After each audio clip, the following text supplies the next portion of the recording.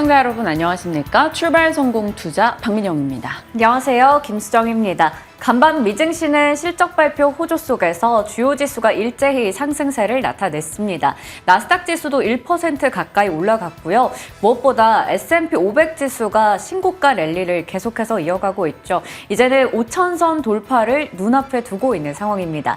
그리고 엔비디아의 주가도 계속해서 등락을 보일 때도 있지만 상승 흐름을 지속하고 있습니다. 모건 스탠리 쪽에서 목표 주가 올려잡으면서 $700를 돌파했습니다. 정말 명절을 앞두고 다시금 좋은 뉴스 등이 쏟아지고 있습니다. 설 지나고 나서 나이를 한 살 더 먹듯이 시장도 한 번 더 레벨업 할 수 있을지 기대를 좀 갖게 되는데 어떤 전략을 세워봐야 될지 각 이슈들 점검해 보도록 하겠습니다. 자, 어제장 복귀부터 같이 시작하시죠. 어제 시장 나쁘지 않았습니다. 그런데 시장을 보면서 들었던 생각은 마치 짬짜면 같다라는 느낌이었어요. 짜장면과 짬뽕 그 모든 것을 합쳐놔서 뭔가 입맛이 좀 풍족할 수 있었던 하루였죠. 이 말은 저 PBR 종목을 사기 위해 고 PBR을 팔고 혹은 고 PBR을 사기 위해 저 PBR을 파는 것이 아니라 저 PBR, 고 PBR 종목이 조금 같이 올라줬던 어제여서 이렇게 좀 표현해 보기도 했습니다. 코스피가 1.3%, 코스닥은 0.6% 올랐습니다. 코스피 내에서는 3개 업종을 제외하고는 모두 다 상승 흐름을 나타냈고요. 코스닥 쪽에서는 상승 종목보다 하락 종목 수가 더 많죠. 그런데 지수는 올랐습니다. 그렇다면 시가총액 상위 종목군에서 강한 시세를 줬다 정도를 추정해 볼 수가 있겠습니다. 단연 2차 전지 종목들 빼놓을 수가 없을 것 같아요. 코스닥 쪽에서는 2차 전지 종목 에코프로 BM 그리고 자동차 쪽 그리고 자율주행 쪽 종목들이 강세를 기록했습니다. 한마디로 탈 것과 관련된 종목들의 강세가 이날 코스닥을 상승으로 이끌었네요. 최근 전체적인 시장 흐름을 볼 때는 딱 이것만 봐도 될 것 같은 느낌입니다. 미국의 국채금리와 외국인의 선물이요. 국채금리가 떨어지면 외국인이 선물 매수를 하고요. 국채금리가 올라가면 외국인이 선물 매도를 하는 것이 계속해서 반복되고 있죠. 그런데 그것의 규모가 너무나 크기 때문에 시장에 적나라하게 영향을 주고 있습니다. 어제도 그랬어요. 미국의 10년물 국채금리가 그 전 거래일 뉴욕장에서 4.08로 안정을 찾는 모습을 보여주자 외국인의 선물 매수가 굉장히 강하게 유입됐습니다. 외국인의 선물 매수는 금투의 금융투자의 선물 매도를 불러오고요. 그것을 또 현물 매수로 자연히 반응이 나오죠. 외국인이 현선물 합해서 1조 7천억 정도 강하게 시장에 매수를 투입했고요. 금액 기준으로 현물 시장에서 가장 많이 산 종목 차례로 줄 세우면 현대차, 삼성전자, 삼성물산, 기아가 되겠습니다. 이쪽은 또 저 PBR 종목으로 볼 수 있는 대표적인 종목들이죠. 그러니까 어제는 외국인의 수급이 저 PBR 종목들을 끌어올린 것을 우리가 확인할 수 있습니다. 최근 시장은 이렇게 국채금리와 외국인의 선물 움직임에 따라서 굉장히 연동받으면서 민감하게 흘러가고 있고요. 그런 장에서 조금 어려운 것은 이 자금이 옮겨 다닐 때 마치 수급 블랙홀처럼 한쪽이 빠지고 한쪽이 급등하는 식의 형태가 반복됐었다라는 겁니다. 그날의 대장이 저 PBR이었다가 반도체로 갔다가 2차 전지로 갔다가 이런 식으로 좀 드라마틱하게 움직임을 보여주고 있다. 이것이 어찌 보면 대응이 어려운 점이 아닐까 싶기도 합니다. 그래도 긍정적인 것은 자금이 이탈하는 게 아니고 순환하고 있다라는 것이고 하락으로 투매가 나오는 것이 아니라 저가 매수가 나온다라는 것은 그래도 중기적 관점에서는 긍정의 시각이 시장에 더 우세하다라는 걸 확인할 수가 있겠습니다.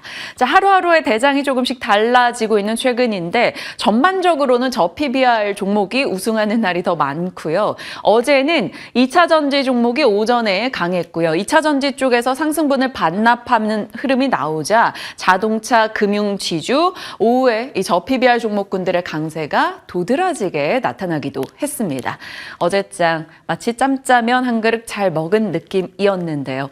자, 그 전 거래일에 고 PBR 종목에 대한 고민에 대한 KB증권의 보고서를 소개해드렸었죠.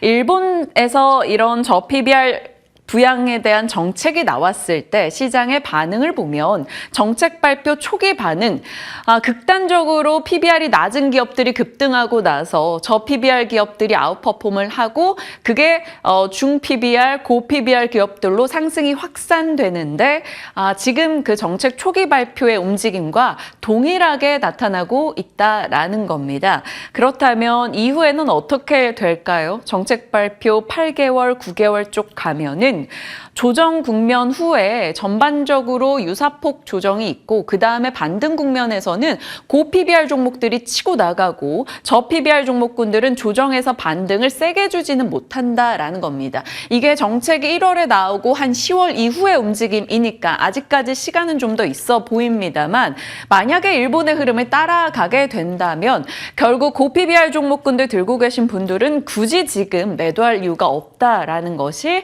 KB증권의 의견이었습니다. 참고하셔서 한번 체크해 보시죠.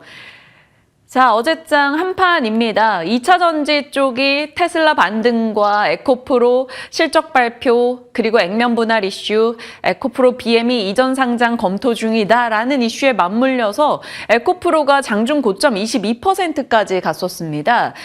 정말 오랜만에 두 자릿수 상승을 나타낸 에코프로이고요. 13% 어제 상승 흐름 보였죠. 종가상으로. BM도 6% 상승입니다. 물론 장중 고점 대비해 에서는 2차 전지 종목군들이 다 꼬리가 달렸다라는 것은 상당히 아쉽습니다. 그래서 하나증권에서는 이렇게 표현을 한 것 같아요. 어제장에 대한 키워드를 고양이와 황소. 그러니까 황소는 우리 보통 강세장 표현을 하잖아요. 이 황소는 이렇게 올라가는 강한 종목들을 말한 것 같고 고양이는 2차 전지가 데드캣 바운스가 아닐까 이런 식의 표현을 한 것이 아닐까 제 나름의 해석입니다. 아닐 수도 있죠. 2차 전지 쪽에서 이렇게 에코프로나 에코프로 BM의 이제 소재나 생산 셀 쪽으로 상승세가 옮겨가니까 기존에 강했던 쪽에 자금이 좀 빠집니다. 엔캠과 동아기업이 어제는 급락으로 거래를 마쳤죠. 자, 저 PBR 종목군들이 어제 모두 상승했습니다. 본주와 우선주가 동반 강세 흐름을 나타냈고요. 중국장이 조금 반등을 하니까 저 PBR 내에서 그동안은 세게 상승을 유지해주진 못했던 화학 쪽에서도 오름세가 나타났어요. 롯데케미칼 태강산업 등의 움직임 눈에 띄었고요. 에스티로더 그리고 엘프뷰티 이슈로 어제 전해드렸던 대로 화장품주도 강세 흐름을 보였고요. 와, 초전도체 정말 강하네요. 쉴 틈이 없습니다. 초전도 가속관 개발 이슈가 전달되면서 올라갔고 고려제강의 자회사가 초전도체 관련해서 계속 이슈를 내고 있기 때문에 고려제강도 상한가 기록하기도 했습니다. 자, 워싱턴 포스트가 애플카 주행거리 3배 정도 늘어난 것 같다. 이런 보도를 했습니다. 그러면서 애플카 관련주들의 강세가 있었는데 하이비전 시스템 같은 경우는 또 개별 이슈로 인해서 18% 급등으로 이어졌네요. 자, 그 전 거래 뉴욕장과 민감도가 높았습니다. 테슬라가 반등하고 필라델피아 반도체 지수가 떨어진 것에 영향을 받아서 반도체 쪽은 하락했는데 반도체 소부장은 내려갔지만 SK 하이닉스는 상승, SK 하이닉스는 보하, 삼성전자가 상승했습니다. 사실 외국인의 선물 매수가 들어오면서 대형주 중심으로 자금 유입이 있다 보니까 대형주는 그래도 견뎠던 것 같고요. 반도체 소부장은 변동이 좀 크게 나오기도 했습니다. 어제장 이야기였죠. 도드라지는 건 자동차입니다. 좀 단기간에 급등 흐름이 나오긴 했죠. 현대차 올해 20%, 기아 14% 상승인데 그럼에도 불구하고 하루 쉬고 또다시 상승세를 나타냈습니다. 여러 가지 올라가는 이유들이 쌓여가고 있네요. 미국의 전기차 판매가 는다, 금리 하락 시 오토론 부담이 완화될 거다 등의 수혜, 밸류업 프로그램, 그리고 GM4도 호실적 등등이 있을 거고요. 어제는 무디스의 현대차, 기아, 현대모비스 신용등급 상향 뉴스도 있었죠. 그리고 그전 인도법인, 현대차의 인도법인에 대한 모멘텀도 계속해서 더해지고 있습니다. 그러면서 우선주들 강세 흐름 동참했고요. 자동차 부품주도 추가 상승, 그 전 거래일 시간외에서 서현의 호실적이 장중까지 이어지면서 26% 상승으로 갔습니다. 오른 종목들도 보면 다수가 PBR 1배 미만의 종목으로, 그러니까 올라갈 만한 이슈의 PBR 1배 미만의 종목들을 찾아서 탄력을 더 크게 주는 장이 정말 말 그대로 짬짜면 콜라보장이 전개되고 있습니다. 자, 이제 앞으로 가봐야겠죠. 지금부터 오늘 중요한 내용들이 나올 겁니다. 왜냐하면 새로운 뉴스입니다. 앞선 뉴스들은 기존에 있던 뉴스에 계속해서 업데이트를 해서 전달을 드린 거고요.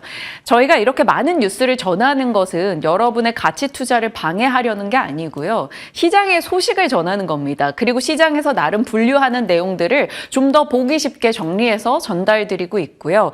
어떤 분들은 장기 투자, 가치 투자를 하는 분들이 있을 거고 어떤 분들은 3개월, 한 달, 일주일, 하루 혹은 분초 단위의 투자를 하는 분들이 있을 겁니다.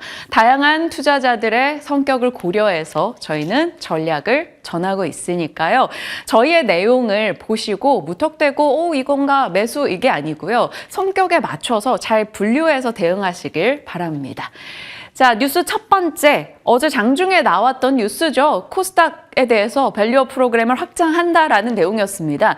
계속 업계에서 이런 말이 있었죠. 개인을 위해서 주주 친화책을 낸다면서 개인들이 많은 코스닥이 아니라 코스피 쪽에 밸류업 프로그램을 이렇게 강하게 내버리면 저쪽으로 자금이 쏠리고 코스닥의 종목들을 패대기 치잖아. 여기에 대한 좀 볼멘소리 등이 사실 있었습니다. 들은 걸까요? 일단 관계부처에 따르면 단독입니다. 주의는 필요해요. 확정된 내용은 아닙니다. 코스닥 대상 밸류업 프로그램 도입을 검토한다. 그래서 증시 저평가 해소를 위해서 이 범위를 넓히겠다라는 내용이 보도가 되기도 했습니다. 이렇게 되면 코스닥 쪽으로도 거대 자금이 유입될 여지가 있고요. 자본시장, 벤처 생태계를 활성화시킬 수 있다. 이게 시장이 갖는 기대입니다.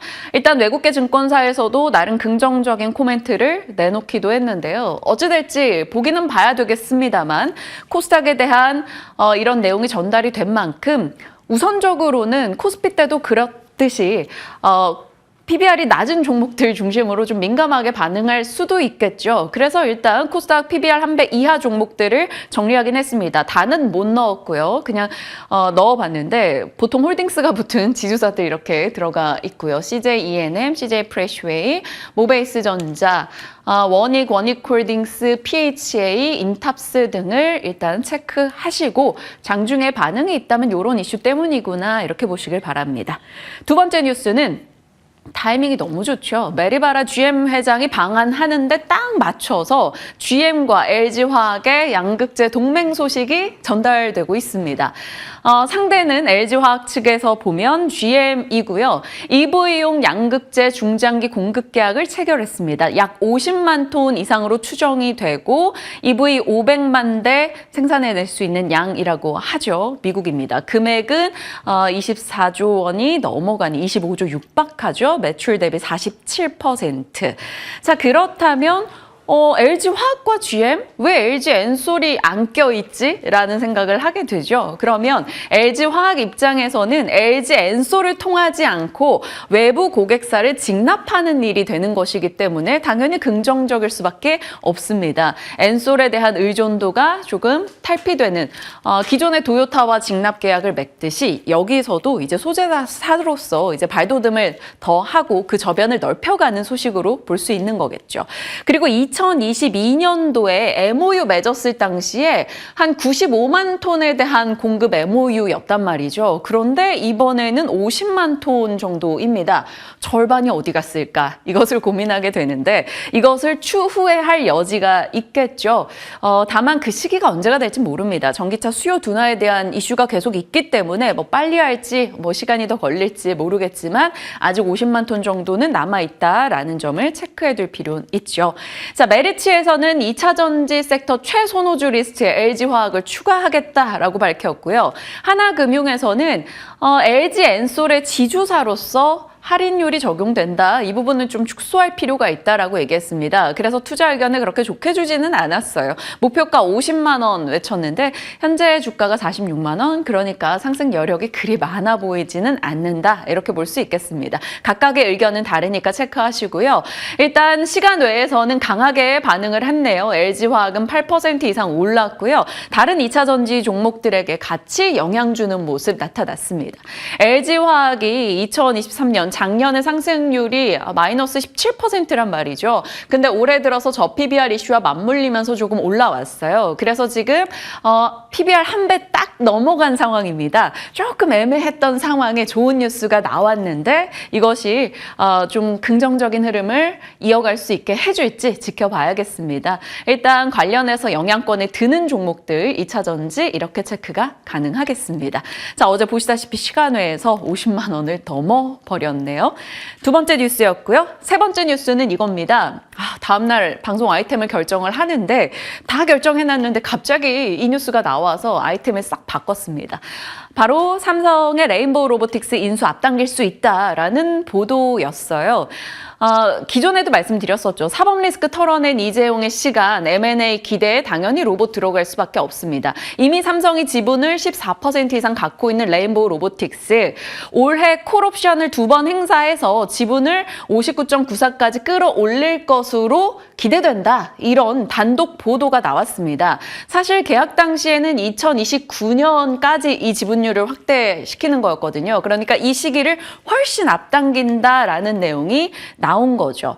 삼성 자회사로 이제 편입이 되면 사명은 삼성 로보틱스가 검토되고 있다라고 합니다. 역시 앞에 삼성이 붙는 것의 힘은 굉장히 큽니다. 다만 삼성전자 측에서는 결정된 바 없다라고 얘기했고요. 레인보우 로보틱스는 우리는 아는 바가 없다라고 얘기했습니다. 정작 당사자들은 모르고 결정한 게 없는데 마치 우리만 알고 있는 듯한 뉴스가 나왔네요. 그래서 사실 이들이 이렇게 대답했는데 반응이 있을까 했는데 시간외에서 시세를 계속 돌려보니 로봇주들이 다 상승폭을 점점 키워가는 겁니다. 그래서 급하게 아이템으로 잡아 넣었습니다. 시간의 시세는 마치 이미 지분 59% 확보한 느낌이죠. 레인보우 로보틱스, 상한가, 뉴로메카, 인탑스, 에브리봇, 뉴일로봇 등등의 로봇주들이 다 같이 올라섰습니다. 에브리봇은 도무지 올해 쉴 생각 안 하고 강한 시세를 기록하고 있네요. 왜 이렇게 확정된 뉴스도 아닌데 먼저 강하게 확신을 갖고 올라갈까요? 로봇이 갖고 있는 탄탄한 성장 스토리 기본기 때문입니다. 대기업과 빅테크가 투자를 하죠. 인구가 줄고 인건비 부담이 있는데 중대재해처벌법 등의 인력을 쓰는데 뭔가 부담 요소 등이 많아집니다. 그것을 대체하는 로봇으로 관심이 이동하게 되는 거죠.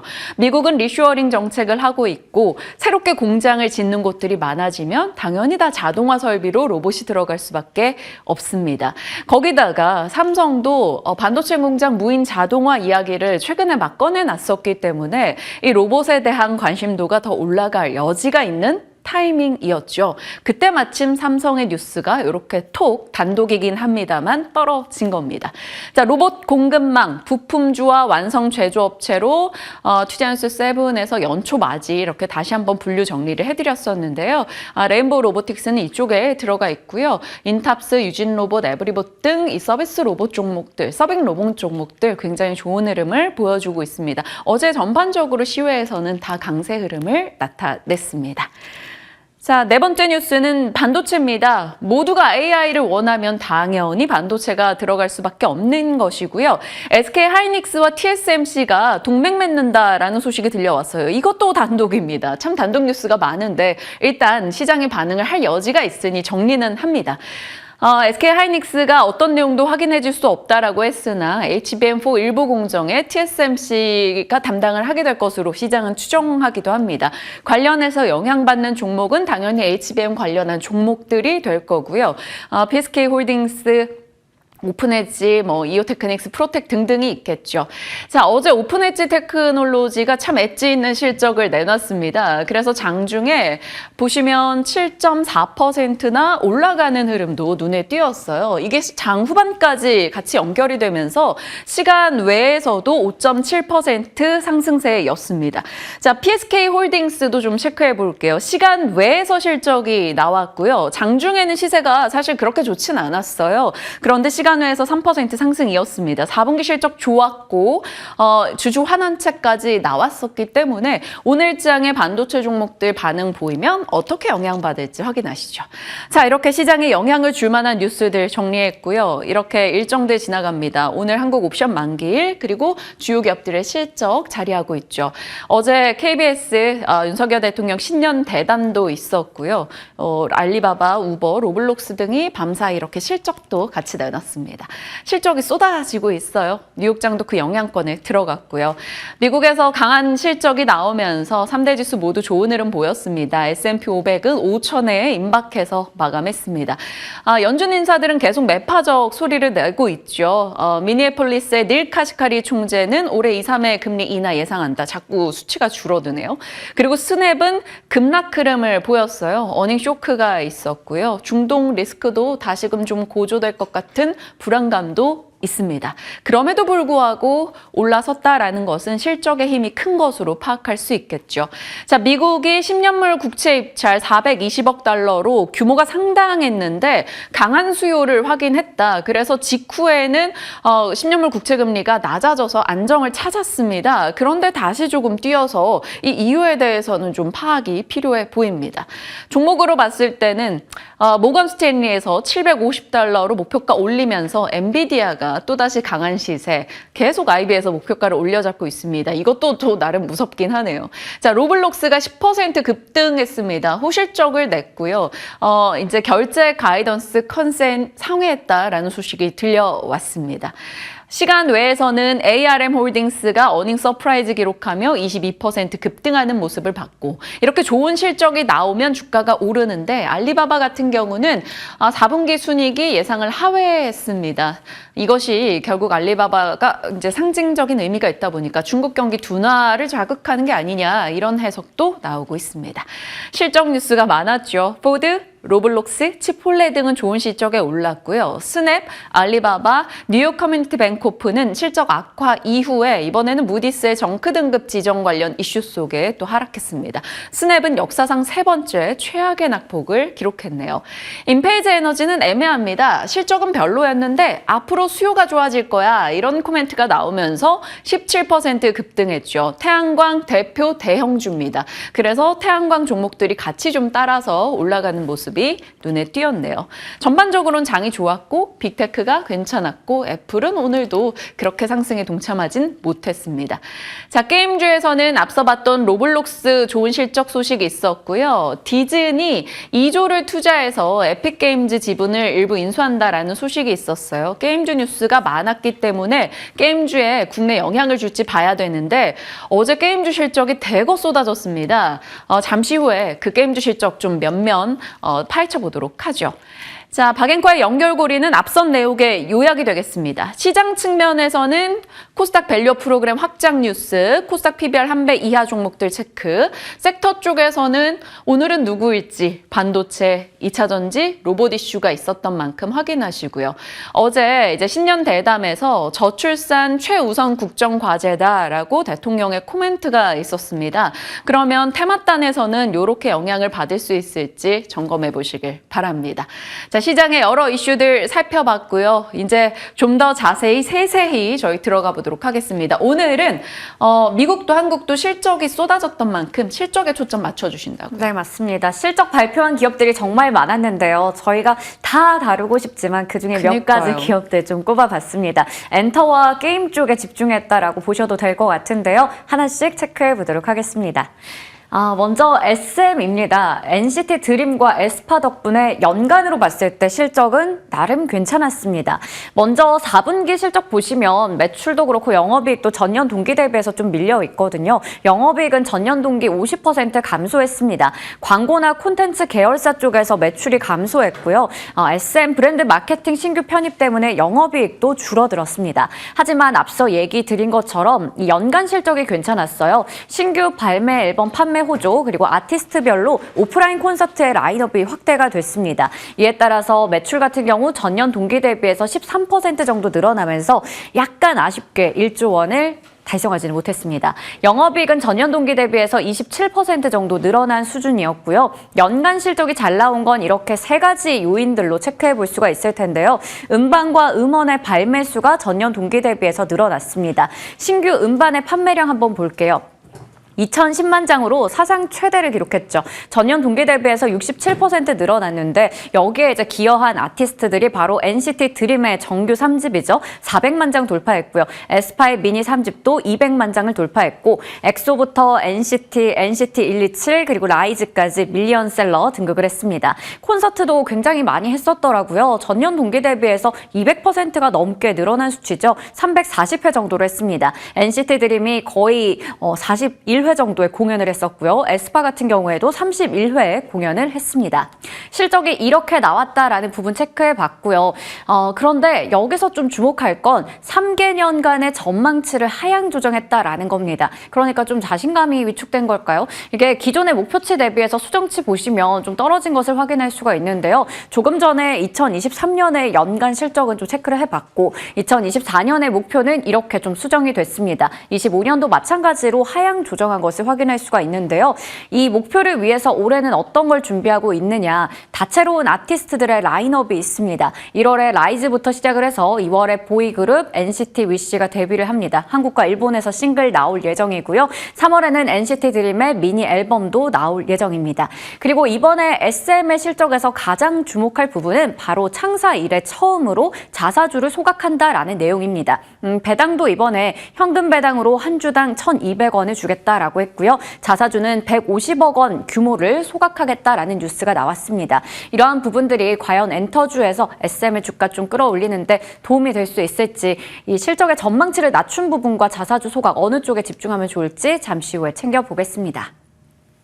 이제 게임주 얘기해보기 전에 2월 5일에 수행커의 더보기에서 나왔던 부분인데요. 게임주에 대해서는 굉장히 최근에 좋은 소식들이 많이 전해지고 있습니다. 호재가 겹쳐지는 상황에서 과연 어떤 종목을 우리가 주목하면 괜찮을까요? 이렇게 세 가지로 좀 정리를 했었죠. 첫 번째로 저PBR주 탈출을 위해서 주주환원 정책을 추진할 것이다라는 이야기였습니다. 워낙에 시장에서 저PBR주가 지난주에 많은 관심을 받았었고 어제 시장에서도 또 관심이 집중되기도 했었는데 지금 시총 기준으로 봤을 때 상위 12개 게임사들 PBR이 평균적으로 미국이라던가 일본 대비해서 상당히 낮다라는 것을 확인할 수가 있습니다. 그중에서도 PBR 한 배를 밑도는 곳은 12곳 중에서 5곳이었습니다. 올해 실적 전망치 기준으로 봤을 때는 NHN, 컴투스, W게임즈, 웹젠 등이 있고요. 넷마블까지 한 배 이하라나 한 배 미만이라는 것을 확인할 수가 있죠. 그런데 이 기업들은 시총 대비해서 현금성 자산의 비중이 그래도 높기 때문에 충분히 주주 환원책을 이제 강화할 수 있다라는 여력도 확인할 수가 있습니다.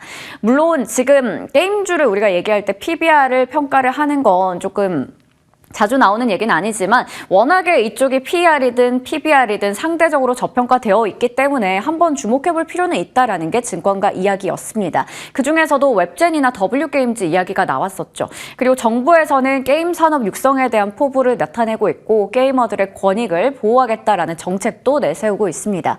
최근에 넥슨부터 네오위즈, 넷마블까지 중국의 외자판호 발급 이슈도 있었기 때문에 단기적으로 이게 또 모멘텀 작용하기도 했었는데요. 그러면 이 많은 게임주 중에서 어떤 걸 보면 좋을까? 그게 고민이 되는데 실적까지 받쳐준다면 더 좋지 않을까라는 생각이 듭니다. 그래서 하나씩 실적 체크해 보겠습니다.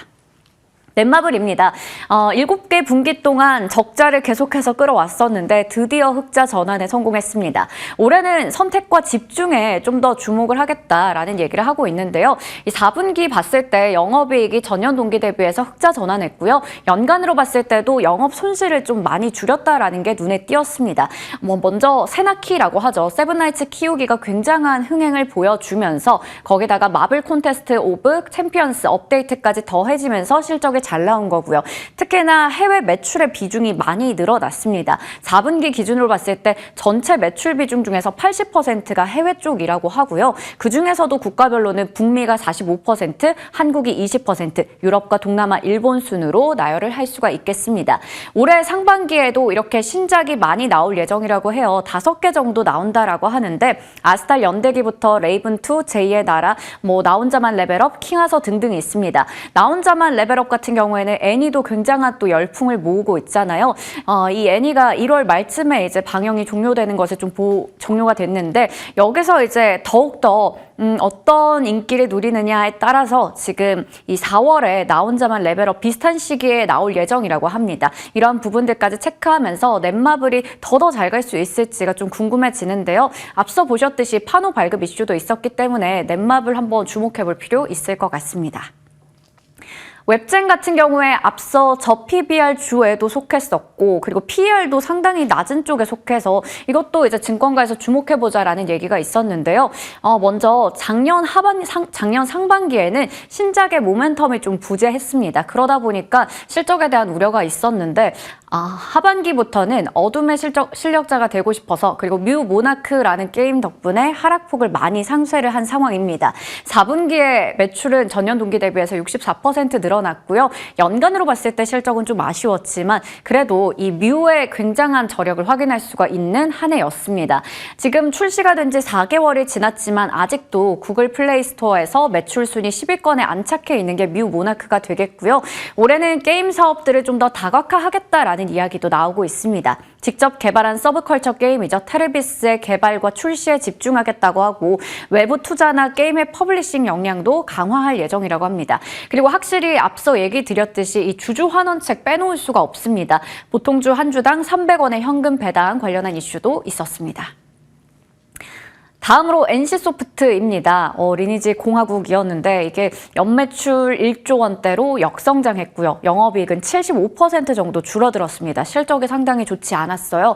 지금 보시는 것처럼 4분기 기준으로도 그리고 연간으로도 좋지 않았습니다. 연간으로 봤을 때 1조 원대 매출을 기록했는데 크래프톤이 앞서 실적 발표했던 것보다 못한 수치로 나왔거든요. 그리고 연매출 같은 경우 2020년에 처음으로 2조 원 넘어서고 나서 계속해서 2조 원대를 유지했습니다. 중간에 주춤하긴 했지만 하지만 이번에 다시 1조 원대로 내려가면서 상당한 또 우려를 낳고 있는 상황이고요. 4분기에 매출과 영업이익이 모두 다 시장 컨센서스 밑돌았는데 확실히 대형 신작의 장기 부재가 좀 계속해서 이어지고 있고요. 캐시카우인 리니지 시리즈도 매출이 많이 줄어들었습니다. 반면에 올해는 좀 신작이 나올 것으로 보이는데요. 프로젝트 BSS, 배틀크러쉬 같은 작품들 나올 예정이고요. 작년 12월에 출시가 됐었던 TL이죠. 이건 이제 올해 상반기에는 아마존 게임즈와 함께 글로벌 진출을 한다고 하는데 이 TL이 나오기 전에 굉장한 또 주목을 받았다가 막상 뚜껑을 열어보니까 좀 기대 이하다라는 평가를 받았었거든요. 이번에 글로벌 진출하고 나서는 또 어떤 평가를 받을지까지 기대가 됩니다. 보통주 한 주당 3,000원대 현금 배당 얘기가 나왔고요. 오늘 오전에 상세하게 컨퍼런스 콜에서 이야기 나올 예정이니까요. 오늘 시세까지 체크해 보도록 하겠습니다. 이렇게 여러 가지 실적주에 대해서 체크를 해봤는데요. 게임주라고 하면 지금 실적에 대한 이슈도 있겠지만 저PBR이라는 부분도 매력적인 것 같고 그리고 주주 환원책 앞서 계속 강조드렸던 부분까지 있습니다. 그러면 게임주 중에서 주목할 부분들 있는지 종목에 대한 이야기 잠시 후에 질문 드리겠습니다. 자, 이번에는 수행커의 더보기입니다. 최근에 신규 상장주들 굉장한 또 많은 주목을 받고 있고 실제로 잘 가고 있습니다. 따따블 이런 게 기본적으로 나오고 있는 상황인데 우진엔텍 어제장에서 상한가로 마감했고요. 현대힘스나 이닉스도 괜찮은 상황입니다. 그리고 올해 첫 코스피 IPO 대여인 APR이 이제 올 예정인데요. APR 하면 메디큐브라는 우리 화장품 브랜드로도 잘 아실 것 같은데 유재석 씨나 그리고 김희선 씨가 또 모델로 활동을 하고 있기도 합니다. 2월 2일부터 오늘까지 기관의 수요 예측이 있는데 상당수가 상단가보다 높은 정도 가격을 제출했다고 하고요. 희망 공모가는 거의 14만 7천 원에서 20만 5천만 원까지 됩니다. 실적의 성장성이 뚜렷하기 때문에 주목할 필요가 있어 보이는데요. 이게 확보된 자금은 앞으로도 생산 설비나 마케팅에 투자할 예정이라고 하고요. 실제로 실적이 좋았습니다. 그리고 이 기기 같은 경우에도 뷰티 디바이스인데 부스터 프로 누적 판매량 10만 대를 돌파했다고 하고요. 그렇기 때문에 이게 만약에 상장이 된다면 2월 말쯤에 상장하거든요. 그러고 나서 미용기기 올해 좀 많이 눌려 있었는데 이들 기업에게 좀 좋은 환경이 될 수 있을지 그 부분도 기대가 됩니다. 함께 공부해보면 좋을 것 같아서 넣어봤습니다.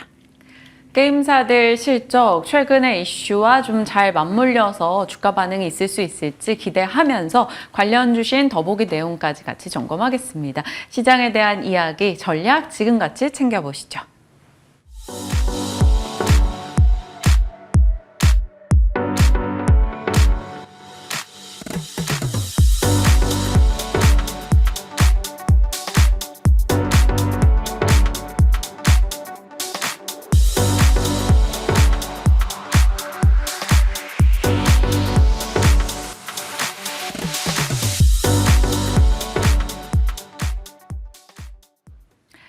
진만쌤과 시장 전략 이어가겠습니다. 어서 오세요. 네, 안녕하세요. 네.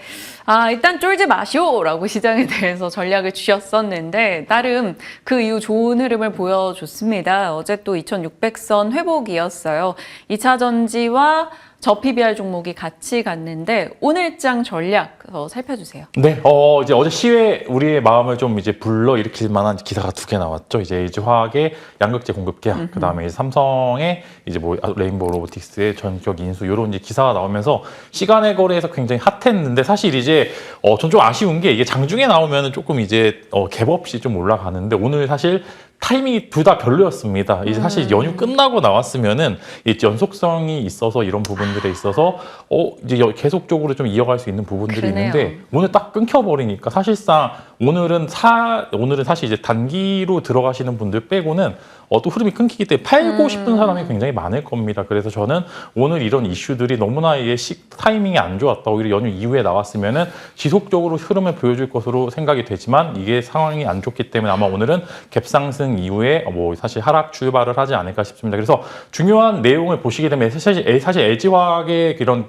공급 계약도 아예 처음으로 나온 게 아니라 이전에 MOU 체결 이후에 나오는 이제 연속성의 좀 떨어지는 새로운 게 아닌 그런 기사이기 때문에 오늘 이제 상승 후에 아무래도 뭐 갭상승 이후에 조금 이제 어느 정도 적정 부분에서 이제 하락을 하지 않을까 싶기 때문에 너무 이제 너무 큰 계약이기 때문에 한번 들어가 보자 조금이라도 막 1, 2%라도 먹어서 이제 설날에 좀 즐겁게 지내겠다라고 하시지 마시고 그냥 기존의 보유자분들의 영역이라고 생각합니다. 오늘은 사실 이런 부분들에 대해서 2차 전지는 올랐다가 좀 내려갈 것 같고 로봇 같은 경우에는 사실 조금 더 가볍기 때문에 수급을 좀 더 받아갈 수 있다는 점 좀 다르게 보시면 좋을 것 같고요. 그래도 다행히 시장에 훈풍을 둘 만한 여러 가지 기사들이 많이 나오고 있고 어제 2차 전지 갖고 계신 분들 보시니까 에코프로 갑자기 20% 넘게 올랐던 부분들이 있는데 사실 뭐 주주 환원책이 뭐 당연히 뭐 자사주 매입이나 소각 그다음에 뭐 배당 이런 부분들도 있지만 그래도 계속적으로 이제 이 시장에서 잊혀지지 않게 계속 이제 재료를 부어주고 있는 에코프로 그룹주들도 그래도 다행인 부분들이 있기 때문에 일단 오늘의 시장 대응은 사실 연휴 전이기 때문에 오늘 수익권으로 전환이 되면 팔아 보시는 게 조금 더 좋을 것 같고요.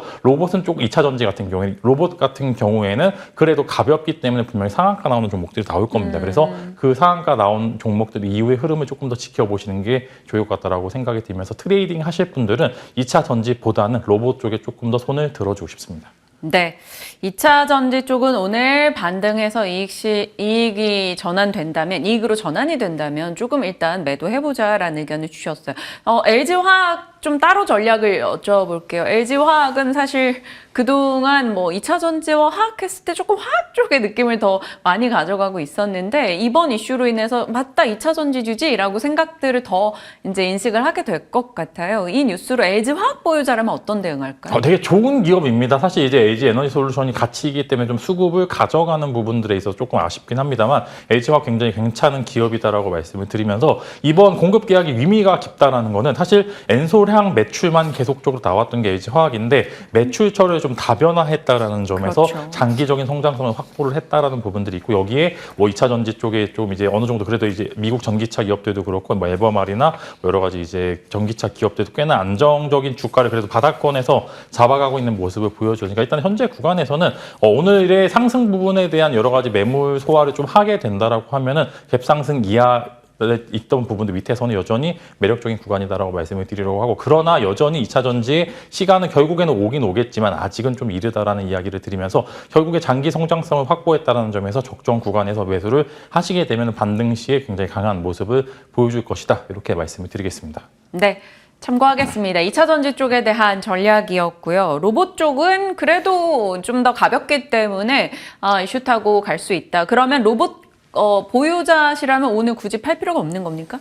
사실 이제 팔아 보셔도 좋을 만한 시세가 나올 겁니다. 이제 사실 기사 내용을 보면은 삼성전자도 그렇지만 뭐 에린보 로보틱스도 이제 말해줄 수 없다. 사실 이게 당연히 이제 어쩔 수가 없어요. 이게 네. 뭐 우리 인수한다라고 얘기할 수는 없기 때문에 당연한 그런 이제 리액션이라고 좀 보시면 좋을 것 같지만 그럼에도 시장은 매번 이런 기대감을 불러일으키는 부분들이 많고 오히려 알려줄 수 없다라는 그게 약간 그러면은 인수할 수도 있고 아닐 수도 있으니 그런 기대감이 주가에 반영이 될 수도 있는 부분들이 있으니까 기왕 하실 거면은 로봇주가 조금 오늘 시세는 더 많이 나올 것 같고 일단 삼성향 종목들을 보시게 되면 이렌시스나 이제 인탑스 그다음에 최근에 이제 공장 자동화 관련해서 RS 오토메이션 세 종목이 일단 편입이 되었기 때문에 어제 시간의 거래에서 가장 핫한 기업들 위주로 한번 지켜보시는 게 좋을 것 같습니다.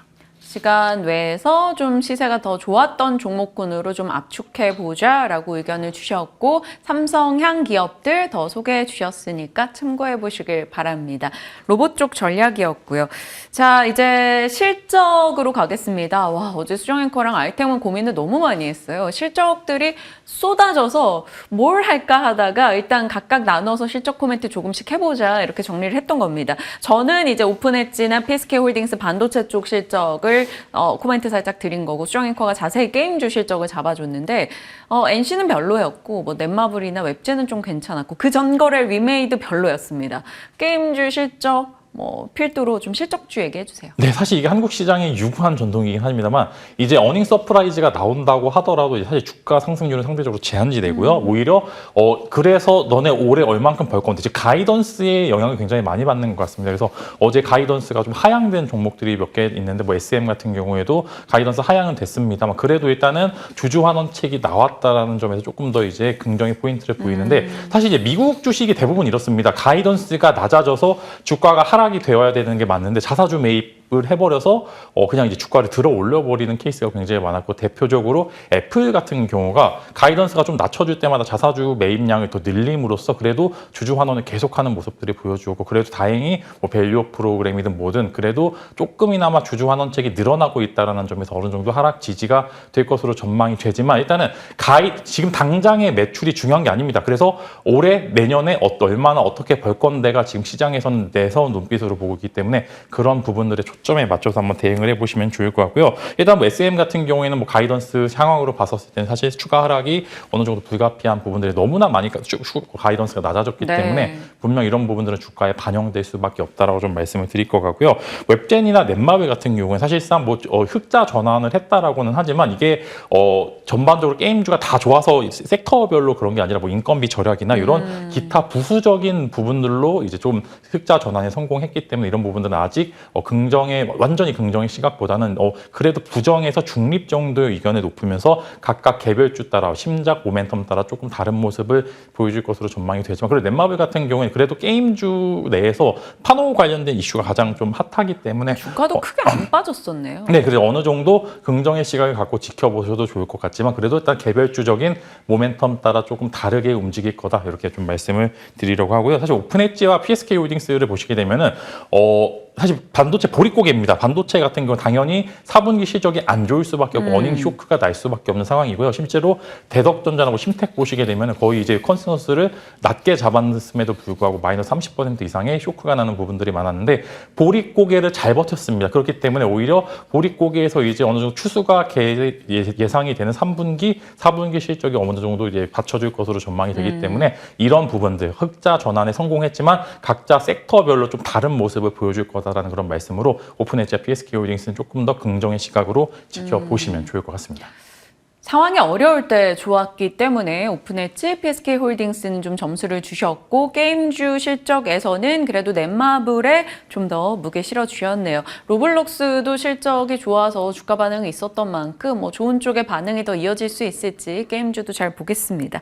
자, 진만스 픽은 AI 소프트웨어 쪽으로 가네요. 네, 결국에는 또 돌아서 실적 모멘텀이 마무리가 되면 다시 시장은 또 새롭고 이제 이전에 가장 마치는 먹거리에 대해서 좀 수급을 받을 수밖에 없는 상황이기 때문에 다들 아시는 이제 챗 GPT 스토어 관련된 세 가지 종목 소개해드리면서 그래도 하단부 지지가 꽤나 강력합니다. 당연히 장내 매도도 나올 수 있는 부분들이 있어 돌발 악재만 제외하고는 그래도 어느 정도 돌림목 위치에 있는 기업들이 좀 있기 때문에 보통 이제 그런 섹터별로 비슷한 모양의 움직임, 그다음에 비슷한 수급을 보여주면은 어느 정도 이제 반등 때 꽤나 한 10% 정도의 상승력을 보여줄 것으로 전망이 되기 때문에 세 종목 가져와 봤고요. 이스트소프트, 한글과 컴퓨터, 폴라리스 오피스 세 종목을 말씀을 드리면서 요 안에서 이제 입맛 따라 사실 세 종목 어제 폴라리스 오피스가 개별적인 기사가 나오면서 조금 더 강한 탄력을 보여주었는데 지금은 탄력이 더 붙은 기업들 위주로 좀 먼저 보시는 게 좋을 것 같지만 그래도 세 종목 모두 괜찮은 수급과 적정 구간에서의 반등, 그다음에 고점에서의 적당한 이격 조정이 있었다 이렇게 말씀을 드리면서 세 종목 한번 관심 가져보시면 좋을 것 같습니다.